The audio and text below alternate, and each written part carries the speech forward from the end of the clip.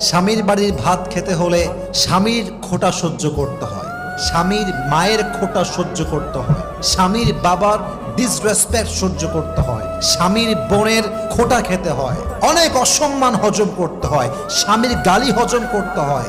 তাই মেয়েরা বলে স্বামীর বাড়ির ভাতের বড় দাম। আমি কথা বলবো, কথা সত্য, তবে একটা কথা অ্যাড করতে হবে। যদি আপনার স্বামীর বাড়ির ভাতের দাম এত বেশি মনে হয়, তবে মাথায় রাখবেন বিয়ের পরে স্বামীর বাড়ির ভাতের দাম যে পরিমাণ বেশি, আপনার নিজের বাপের ঘরের ভাতের দাম তার চেয়ে বেশি। বুঝবেন, জাস্ট তালাকটা নিয়ে বাসায় যাবেন, তাহলে বুঝবেন। জাস্ট তালাকটা হোক, বাসায় যান, 3 মাস থাকেন, 4 মাস থাকেন, 5 মাস থাকেন, স্বামী নাই তালাক হয়ে গিয়েছে, তখন বুঝবেন স্বামীর বাড়ি ভাতের দাম বেশি নয়, এখন তো মনে হচ্ছে বাপের বাড়ি ভাতের দামই বেশি হয়ে গিয়েছে। ঠিক কিনা বলে?